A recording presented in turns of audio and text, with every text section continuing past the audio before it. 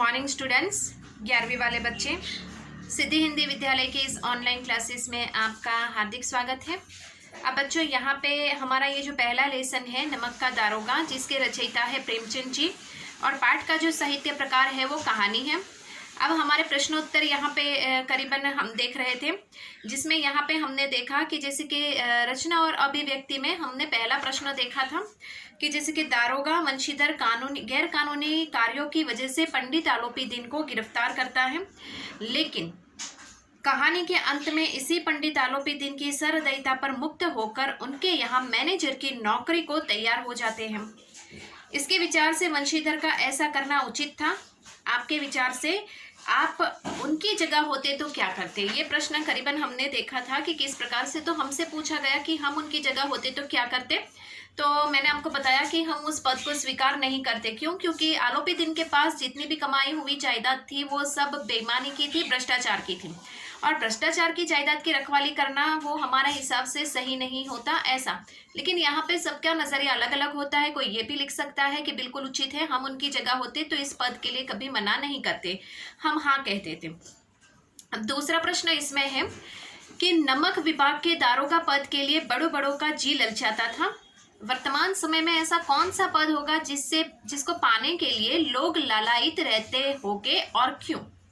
तो आज के ज़माने से हमें पूछा गया है कि पहले के समय में तो दारोगा पद के लिए लोग का मतलब बहुत ललचाते थे उनका जी, मतलब इस पद के लिए मुझे ये बनना है, यहाँ तक मुझे पहुँचना है। तो आज के वर्तमान स्थिति में आपकी दृष्टि से बताइए कि ऐसा कौन सा पद है जिसके लिए लोग बहुत मतलब उत्साहित होते हैं, बहुत उस पद के लिए आकर्षित हो जाते हैं, और क्यों, उसके पीछे की वजह लिखनी है। ठीक है, कि हमें डॉक्टर बनना है, लेकिन डॉक्टर क्यों बनना है। ठीक है, इस तरह से ऐसे कौन कौन से पद है उसके बारे में हमें लिखना है। तो हम क्या लिखेंगे कि बहुत छोटा सा प्रश्न है कि वर्तमान समय में ऐसे पद है जैसे कि आयकर, बिक्रीकर, सेल्स टैक्स इंस्पेक्टर आदि। इन्हें प्राप्त करने के लिए लोग अधिक लालायित रहते हैं क्योंकि इन क्षेत्रों में रिश्वतखोरी के अवसर अधिक होते हैं। देखा, यहाँ पे लोग यही सोचते हैं कि कहाँ से रिश्वत मिले, 2 पैसे मिले, कहाँ से मतलब हमारे जीवन की यात्रा शुरू हो, हम एक अच्छा सा जीवन जिए, कहाँ से ऊपरी आय हमें मिले। तो यहाँ पे ऐसे कौन कौन से पद है वर्तमान समय में? तो ये आयकर है, बिक्रीकर है, ये सेल्स टैक्स इंस्पेक्टर है आदि, ऐसे बहुत सारे पद हैं जिसके ऊपर रहते हुए लोग रिश्वत ले सकते हैं, भ्रष्टाचार कर सकते हैं ऐसा। अब यहाँ पे जो तीसरा प्रश्न है, अपने अनुभव के आधार पर बताइए कि जब आपके तर्कों ने आपके भ्रम की पुष्टि किया हो।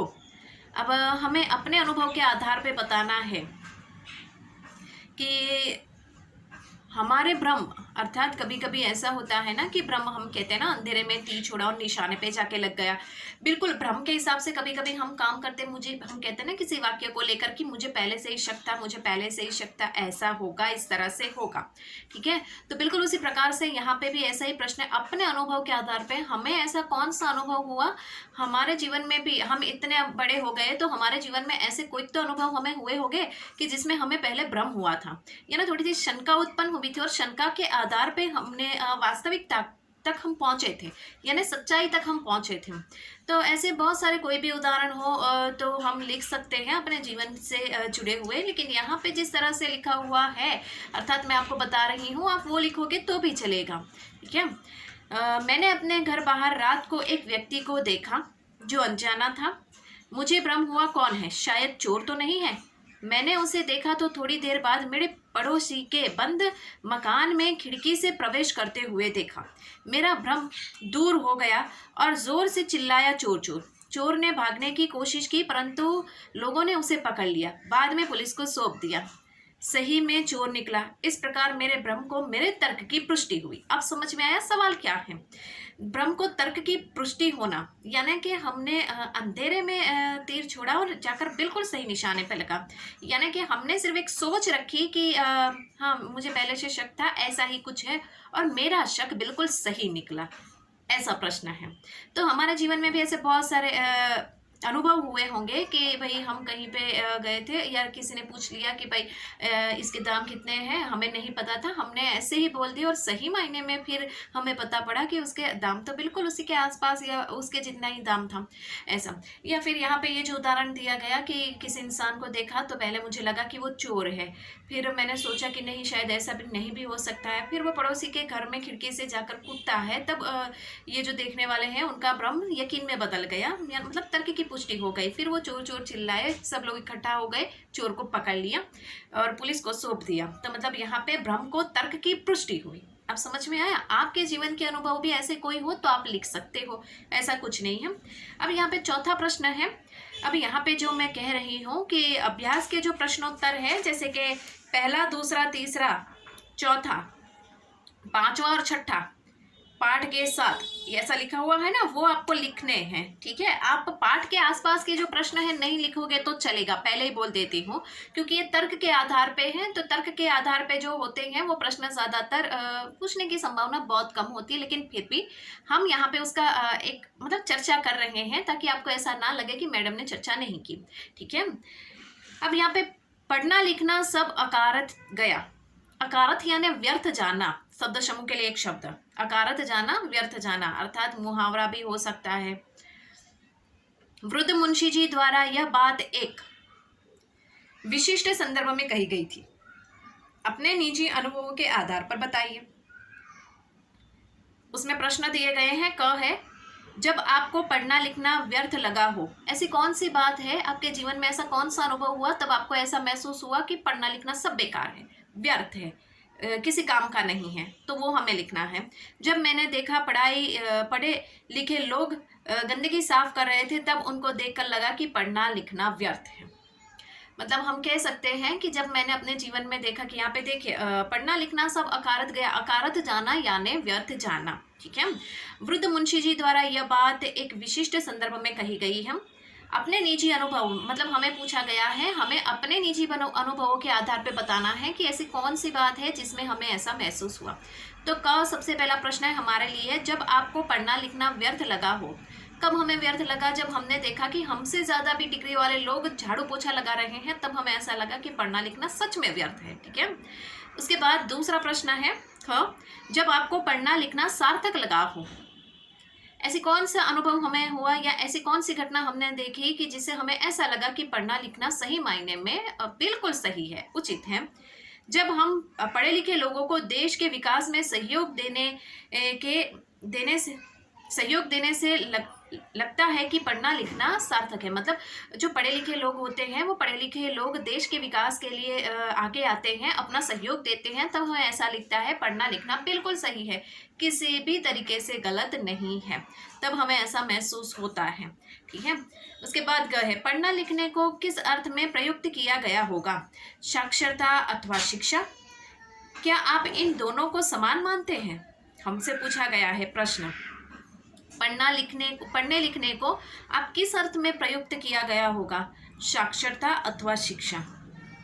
क्या आप इन दोनों को समान मानते हैं? पहले जवाब देख लेते हैं। प्रस्तुत कहानी में पढ़ना लिखना शिक्षा के अर्थ में प्रयुक्त किया गया है, नहीं तो साक्षरता और शिक्षा में अंतर है।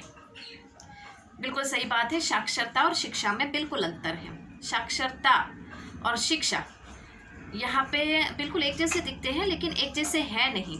तो यहाँ पे बिल्कुल उसी प्रकार से यहाँ पे जो कहानी है, उस कहानी को ध्यान में रखकर हम देखें तो यहाँ पे साक्षरता की बात नहीं हुई है, शिक्षा की बात हुई है कि वंशीधर ने इतनी आगे तक की पढ़ाई की, शिक्षा हासिल की। ठीक है, हासिल करने की क्या मतलब यहाँ पे कोई उनको मुनाफा तो हुआ ही नहीं, कोई फ़ायदा तो हुआ ही नहीं। क्यों? क्योंकि उनको तो वो नौकरी दारोगा के पद से उनको बाहर निकाल दिया गया, इस्तीफा दे दिया गया। तो मतलब यहाँ पे तो उनका पढ़ना लिखना व्यर्थ गया। ठीक है, तो साक्षरता यानी कि जैसे कि बहुत सारे लोग पढ़े लिखे हो जिस क्षेत्र में। ठीक है, तो यहाँ पे साक्षरता नहीं हम ले सकते, नहीं तो साक्षरता और शिक्षा में अंतर है। समझ में आया? साक्षरता ये बहुत, आप 11वीं में हो, आपको 11वीं में मतलब इको में आपको पता होगा साक्षरता का मतलब इसमें आएगा, साक्षरता किसे कहते हैं।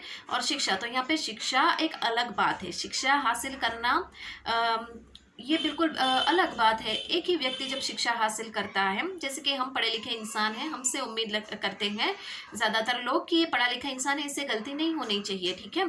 क्यों हमसे उम्मीद करते हैं? क्योंकि हम पढ़े लिखे हैं। सामने वाले इंसान ये समझते हैं पढ़े लिखे होने का मतलब हम में बहुत सारा नॉलेज है, हम बहुत सारी जानकारी रखते हैं, हम शिक्षित इंसान हैं, हम में हम ज़्यादा प्रैक्टिकल इंसान हैं, ऐसा ये लोग सोचते हैं हम ऐसा। और बिल्कुल सही बात है कि पढ़े लिखे इंसान में थोड़ा सा ये तो होना चाहिए, क्योंकि हम बहुत सारी पढ़ाई करके यहाँ तक आते हैं, बहुत सारा हमने पढ़ा, हमारे पास जानकारी है, हम थोड़े बहुत ज्ञानी इंसान हैं, तो हमें थोड़ी परिस्थिति को हैंडल करने की हम में शक्ति होती है।